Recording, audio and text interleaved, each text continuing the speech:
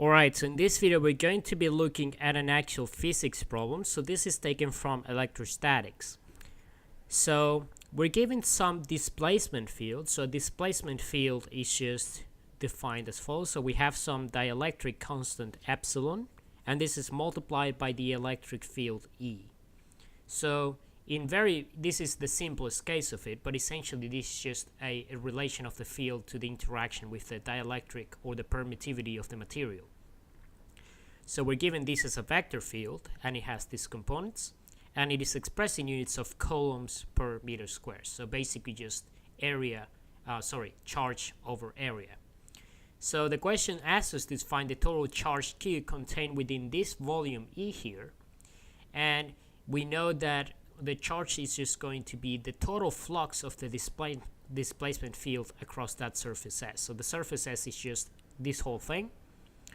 So now, in order to do this, what we can do is we can use the divergence theorem, because we notice that this is a closed surface, which means that we have a finite volume in here.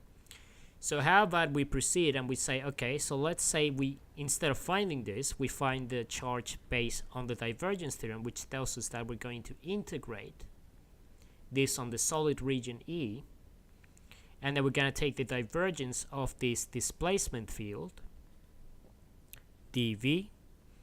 So now this is what we're going to do. So we need two things. We need to find what the divergence of this field is. So let's write it down. Divergence of D is going to be first derivative with respect to x, that's 2y. Second derivative with respect to y, that's 0. And then the last one is 0. So we get 2y for a function here. Now we define the limits. So the limits are going to be based on the edges of this cube. So for example, along the x-axis, we have the cube defined from 0 to 1. So we have 0, 1 here. Then for y, we're going to have from 0 to 2.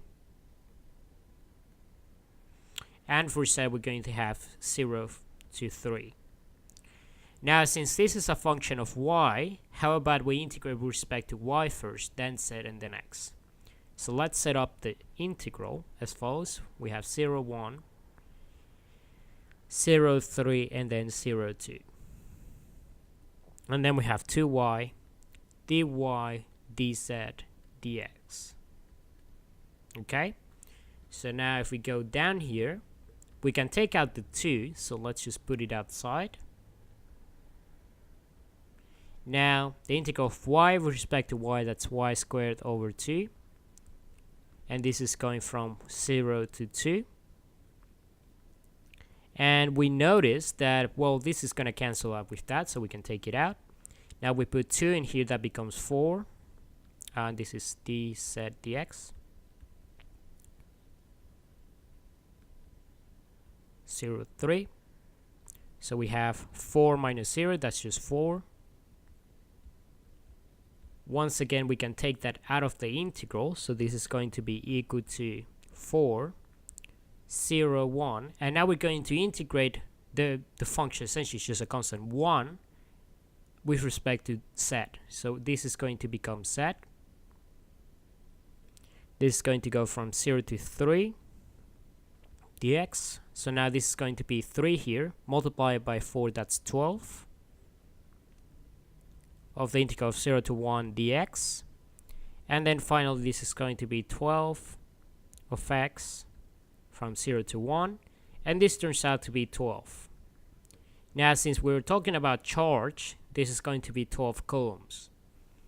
Now the interesting thing about this is that originally it looked like a fairly difficult problem, because we started with some vector field, and we noticed that it wasn't linear, so we had these terms here. And then we were supposed to find the total flux, which gives us the total charge. And then supposedly that would be a fairly complicated problem according to this formula. But we managed to use the divergence theorem by taking advantage of this closed surface. And we found that the divergence, or essentially the total charge contained within that region E, is just 12 coulombs. So hopefully this problem has illustrated how this can be applied to actual physical problems, and you'll see that this can actually simplify things quite a lot for you.